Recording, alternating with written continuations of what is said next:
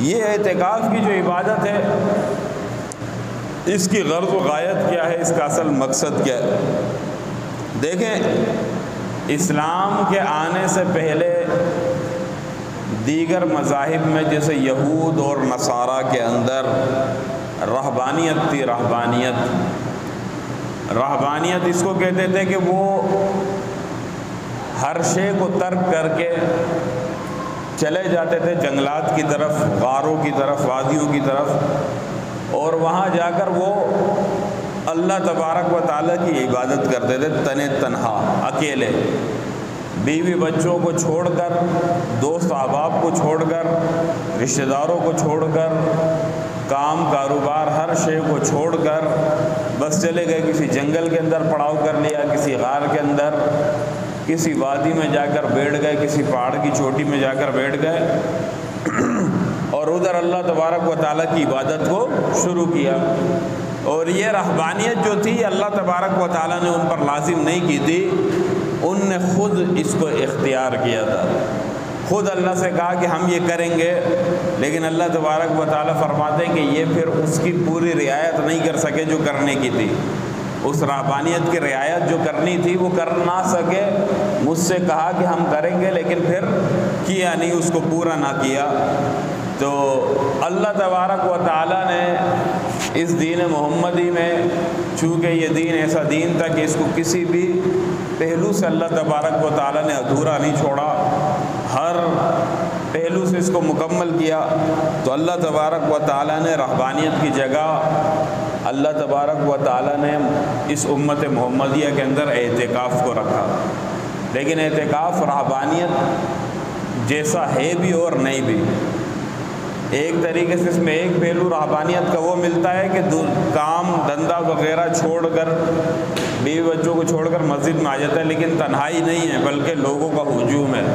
بلکہ اسلام یہ کہتا ہے کہ باطنی رہبانیت اختیار کرو، باطنی، ظاہر میں لوگوں سے ملو جلو، لوگوں کے ساتھ رہو، لیکن دل کو تنہا رکھو اللہ تبارک و تعالیٰ کے لیے، دل سے دنیا کی محبت کو نکال دو۔ یہ اسلام کی رہبانیت ہے، یہ اسلام کی رہبانیت ہے، اور وہ دوسرے مذاہب کی رہبانیت تھی۔ تو دیکھیں علماء فرماتے ہیں اعتکاف جو ہے، اس اعتکاف کی مثال ایسی ہے جیسے جب رمضان کا مہینہ داخل ہوتا ہے تو رمضان کے مہینے کے داخلے کے بعد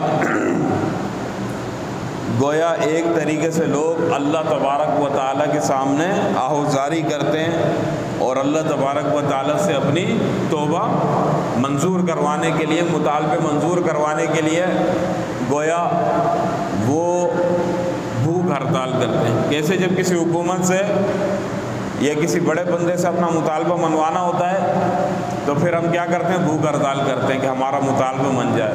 اور یہ مطالبہ جو ہوتا ہے یہ گویا گناہوں کی معافی کا مطالبہ ہوتا ہے، گناہوں کی معافی کا مطالبہ ہوتا ہے۔ تو اس وجہ سے اب لوگ بھوک ہڑتال کرتے ہیں گناہوں کی معافی کے لیے کہ اللہ کچھ کھائیں گے پیئیں گے نہیں، آپ ہمارے گناہوں کو معاف کریں۔ اب اسی طرح ترتیب رہتی ہے 20 دن تک، اور 20 دن کے بعد جب 20 دن کے بعد جب اس بات کا احساس ہوتا ہے کہ شاید ہمارے گناہ معاف نہیں ہوئے، شاید ہمارے گناہ معاف نہیں ہوئے، تو پھر بھائی کیا ہوتا ہے کہ چلو نکلو، اب نکلو، اور نکلنے کے بعد کیا کرو؟ دھرنا۔ نکلنے کے بعد کیا کرو؟ 10 دن کا دھرنا ڈالو۔ یہ دھرنا یعنی اسلام کے اندر بھی ہے، علماء نے لکھا ہے کہ یہ 10 دن کا کیا ہے؟ دھرنا۔ ایک طریقے سے جس طریقے سے سیاستدان دھرنا نہیں ڈالتے، کوئی 128 دن کا ڈالتا ہے، کوئی کتنے دن کا ڈالتا ہے، تو گویا یہ بھی ایک قسم کا دھرنا ہے کہ آ گئے اللہ تبارک و تعالیٰ کے گھر پہ بیٹھ گئے کہ اب ہم جب تک نہیں اٹھیں گے جب تک کہ آپ ہمارے گناہوں کو معاف نہ کریں۔ اور دیکھیں دنیا کا بھی دستور یہ ہوا کرتا ہے، دنیا کا دستور یہ ہوا کرتا ہے کہ دھرنا اس جگہ پہ ڈالا جاتا ہے جو ملک کا کیا ہو، دارالخلافہ ہو، کیپٹل ہو، یہاں پر بھی جو ڈل رہا ہے وہ کہاں ڈل رہا ہے؟ جو دنیا کا دل ہے، درمیان ہے، کیپٹل ہے کیا؟ مسجد ہے۔ یہ اللہ تبارک و تعالیٰ کے گھر ہیں، یہ خاص جگہ ہیں۔ ہر علاقے کی جو مسجد ہوتی ہے وہ سمجھو اس علاقے کا دارالخلافہ ہے اور کیپٹل ہے، دل ہے۔ تو وہاں پر جا کر کیا کر رہا ہے؟ وہ دھرنا ڈال رہا ہے ایک قسم کا کہ اللہ اب میں اپنے گناہوں کی معافی طلب کر کے ہی اٹھوں گا، ایسے نہیں اٹھوں گا۔ تو اب یہ ادھر آوزاری کے اندر لگ جاتا ہے، گڑ گڑانے کے اندر لگ جاتا ہے، اللہ تبارک و تعالیٰ کو راضی کرنے کے اندر لگ جاتا ہے۔ تو اعتکاف کے جو شرائط ہیں ان کو اگر مد نظر رکھ کر اور اس کے جتنے قواعد اور ضوابط ہیں ان کو سامنے رکھ کر ان کی رعایت کے ساتھ اعتکاف کیا جائے، ان کو سامنے رکھ کر اگر اعتکاف کیا جائے تو یہ اعتکاف پھر وہی اعتکاف ہے کہ جس کو اللہ کے رسول نے فرمایا کہ حجتین او عمرتین، کہ 2 حجوں اور 2 عمروں کے برابر ثواب، 2 حجوں اور 2 عمروں کے برابر ثواب۔ اور ایک حدیث کے اندر آتا ہے کہ جس نے 1 دن کا اعتکاف کیا، 1 دن کا اعتکاف اللہ تبارک و تعالیٰ کی رضا کی طلب کے اندر 1 دن کا اعتکاف کیا، اللہ تبارک و تعالیٰ اس کے اور جہنم کے درمیان میں 3 خندقیں بناتے ہیں، 3 خندقیں۔ اور ایک خندق کی مقدار جو ہوتی ہے، ایک خندق کی مقدار وہ اس دنیا سے آسمان تلک، اس دنیا سے آسمان تلک اتنی بڑی، اتنی چوڑائی ہوتی ہے اس خندق کی۔ 3 خندقیں صرف 1 دن کے اعتکاف پر ملتی ہیں۔ کتنی؟ 1 دن کے اعتکاف پر۔ تو 10 دن کے اعتکاف پر کتنی؟ 30 خندقیں۔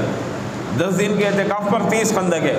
مطلب یہ بات پکی ٹھکی ہے کہ اگر اعتکاف کو صحیح معنوں کے اندر صحیح طریقے سے اس کی شرائط کو، اس کی قواعد اور ضوابط کو بالکل اس پر عمل کرتے ہوئے اگر اعتکاف کیا جائے تو جب بندہ اعتکاف سے اٹھے گا 10ویں دن پر یا 9ویں دن کے اوپر، اب عام ہے چاہے وہ مہینہ 30 کا ہو یا 29 کا ہو، یہ 10 دن کرے یا 9 دن کرے، اللہ تبارک و تعالیٰ اس کو پورے 10 دن کا ثواب دیں گے۔ یہ 10ویں دن پر جب اٹھے گا تو اس کو اللہ تبارک و تعالیٰ جہنم سے 30 خندقیں دور کر دے گا، 30 خندقیں دور کر دے گا۔ لیکن یہ تب ہو کہ جب اعتکاف کو اعتکاف کی طرح ادا کیا۔ لیکن اعتکاف میں تو بیٹھ گیا سن کر فضائل سنے، اعتکاف میں بیٹھ گیا، لیکن پھر اعتکاف کی جو شرائط ہیں، جو ضوابط ہیں، اس پر عمل نہیں کر رہا۔ کیا مقصد؟ اعتکاف میں بیٹھ گیا، وہی موبائل کا استعمال ہے۔ ظاہر بات ہے لوگ موبائل مسجدوں میں بیٹھیں گے اور موبائل چلا رہے ہوں گے، موبائل کے اندر فیس بک۔ چلو بات صحیح ہے کہ فیس بک میں کوئی بری چیز نہیں آتی ہے، کوئی خراب چیز نہیں آتی ہے، لیکن پھر بھی عورتیں تو آتی ہیں، خیر گانے بجانے بھی آتے ہیں، چیزیں بھی آتی ہیں، اور خواہ وہ جب بندہ چلاتا ہے تو اس میں آ ہی جاتا ہے۔ ان کو تو نہیں پتہ کہ یار یہ حاجی صاحب کا موبائل ہے، یہ معتکف صاحب جو مسجد میں بیٹھے ہیں یہ ان کا موبائل ہے، یا یہ مولوی صاحب کا موبائل ہے۔ وہ تو بھیجتے ہیں، سب کے پاس بھیجتے ہیں یکساں، ان کی تقسیم یکساں ہے، کسی میں کوئی اقربا پرستی نہیں ہے، سب کو ایک نظر سے دیکھتے ہیں۔ تو سب کو ایک نظر سے دیکھتے ہوئے وہ جو ہے نا سب کے پاس جو ہے وہ مال پانی بھیجتے ہیں۔ اب یہ مسجد کے اندر بیٹھا ہوا ہے اور موبائل چلا رہا ہے اور اس کے اندر فیس بک بھی چلا رہا ہے، تو اس کے اندر یہ عورتیں بھی آ رہی ہیں، غیر محرم عورتیں، اور کہیں نہ کہیں گانا بھی بج رہا ہے، تو تو مسجد کا تقدس تو ویسے ہی پامال کر رہا ہے۔ پھر تو نے کیا فائدہ کیا اعتکاف میں بیٹھ کر؟ تو نے کیا فائدہ حاصل کیا؟ تو نے کیا فائدہ حاصل کیا؟ تو الٹا گناہ کما کر جا رہا ہے۔ جس طریقے سے علماء نے لکھا ہے کہ بعض لوگ ایسے ہوتے ہیں کہ وہ جب اعتکاف کے لیے مسجد میں آتے ہیں تو چھوٹے گدھے ہوتے ہیں، اور جب نکل کر جا رہے ہوتے ہیں تو بڑے گدھے بن جاتے ہیں۔ اعتکاف کے لیے جب مسجد میں آتے ہیں تو چھوٹے گدھے ہوتے ہیں، مطلب ان کے گناہ کم ہوتے ہیں۔ تو جس کے گناہ گویا یہ جہالت کم ہے تو وہ چھوٹا گدھا ہے، اور جب مسجد سے واپس جا رہا ہے اعتکاف کر کے، لوگ اس کو ہار پہنا رہے ہیں بڑا گدھا بننے کی خوشی میں، اور وہ خوشی میں ہار بھی پہن رہا ہے کہ بابا میں نے 10 دن کمال کیا۔ حقیقت میں وہ اللہ کی کتاب میں لکھا جا رہا ہے کہ یہ چھوٹا گدھا تھا، بڑا گدھا بن گیا۔ تو یہ کیا وجہ ہے کہ پتہ ہی نہیں ہے، 10 دن بیٹھ تو گیا ہے لوگوں کو دکھانے کے لیے کہ میں اعتکاف میں بیٹھ رہا ہوں، لیکن ادھر جو ہے وہ حال برا ہے. یا پھر اس کے اندر بیٹھ کر غیبتیں چل رہی ہیں، چغل خوریاں چل رہی ہیں، گناہ کی باتیں چل رہی ہیں، لوگوں کی تباہی اور بربادی کا مشورہ چل رہا ہے، اس قسم کے جتنے گناہ ہیں وہ چل رہے ہیں، اور یہ اعتکاف کے اندر بیٹھا ہے. تو پھر یہ اعتکاف میں بیٹھنے کا اس کو کوئی فائدہ نہیں ملا. یہ تو وہ چیزیں ہو گئی کہ جس کا رعایت مسجد کے اندر کرنی، یہ وہ چیزیں جس کی رعایت مسجد کے اندر کرنی ہے.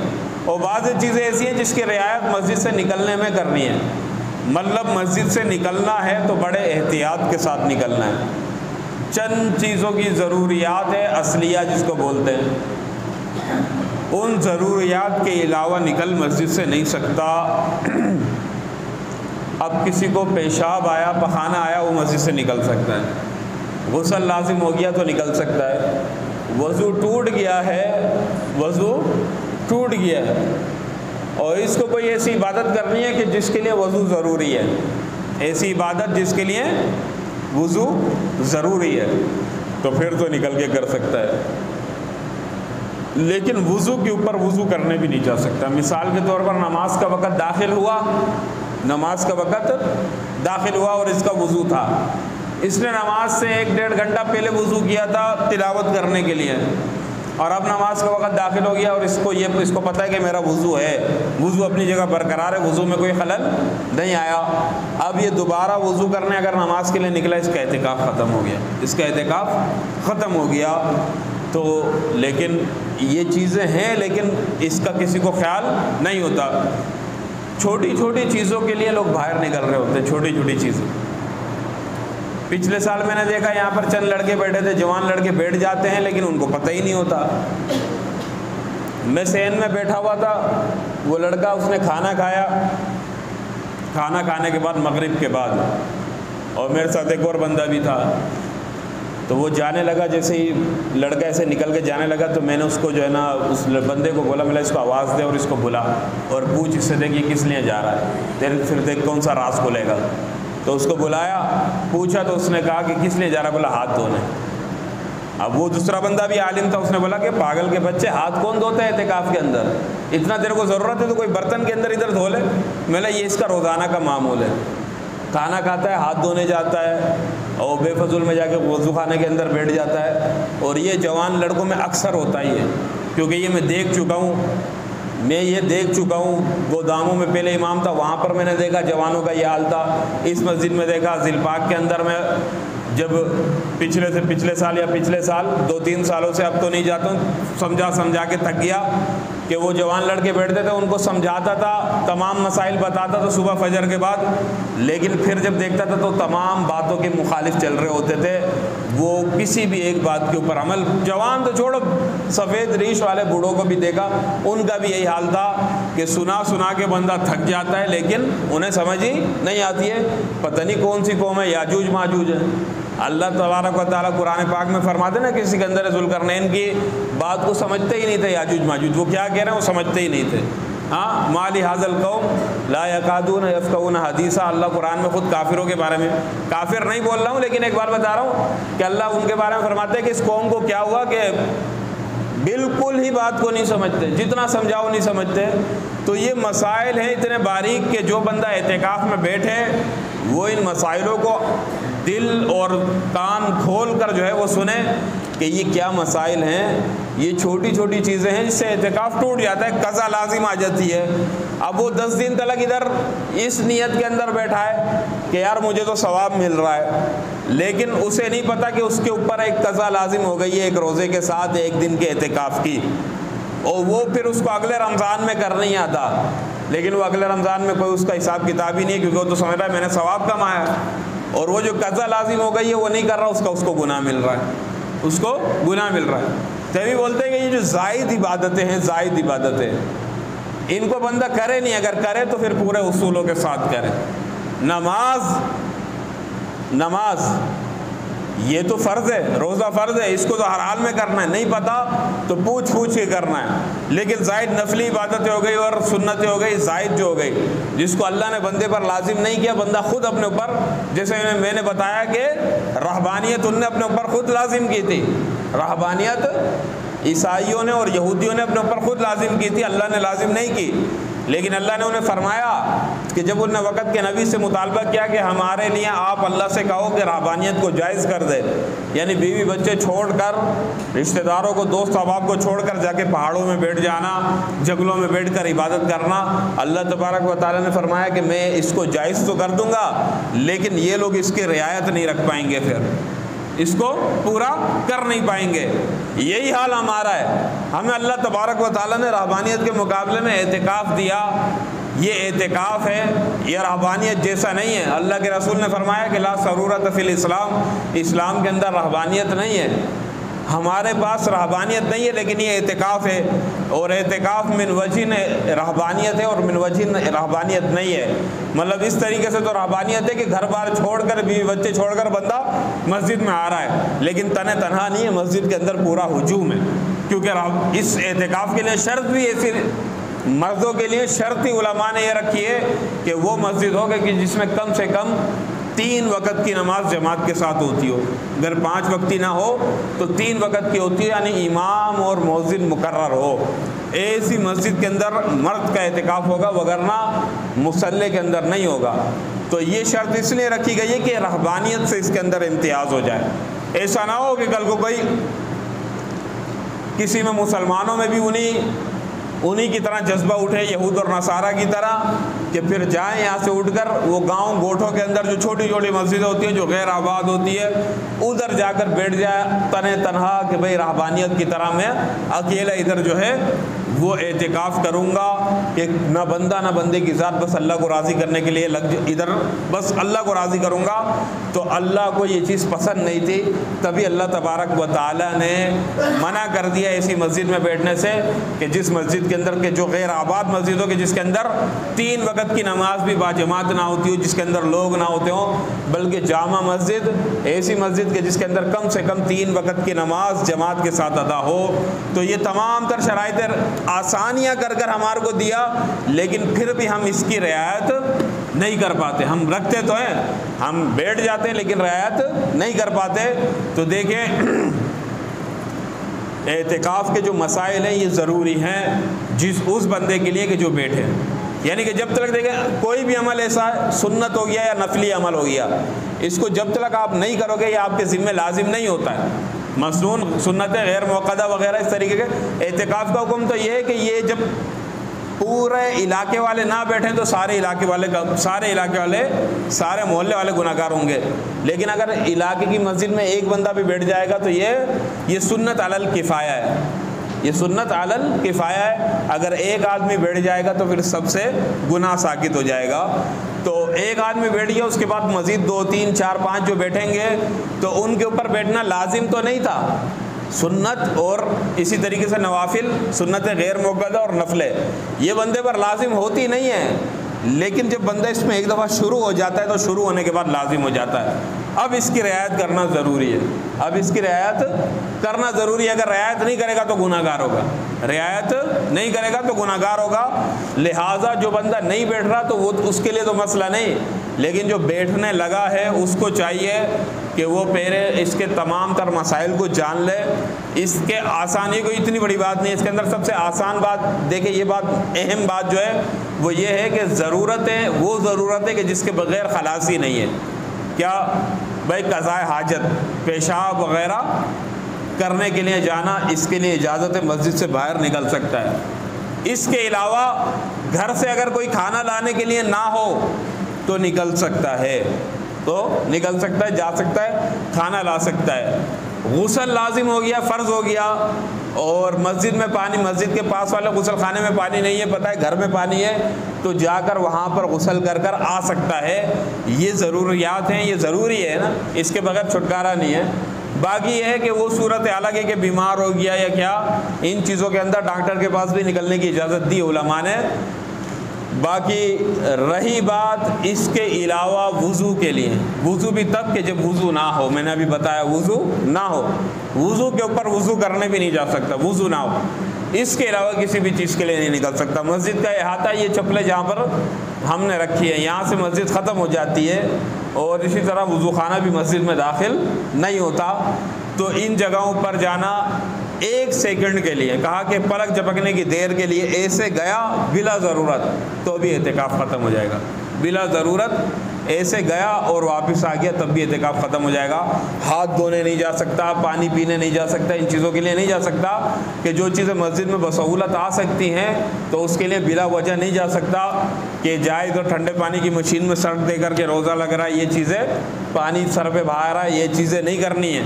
اس سے کیا ہوگا، یہ بلا وجہ گرمی لگ رہی ہے نہانے کے لیے چلا گیا، یہ صورتیں بھی، اس میں بھی اعتکاف ٹوٹ جائے گا۔ تو ان چیزوں کا بہت زیادہ کیا کریں، احتیاط کریں۔ اللہ تبارک و تعالیٰ سے دعا، اللہ تبارک و تعالیٰ عمل کرنے والا بنا۔ سنتیں پڑھیں۔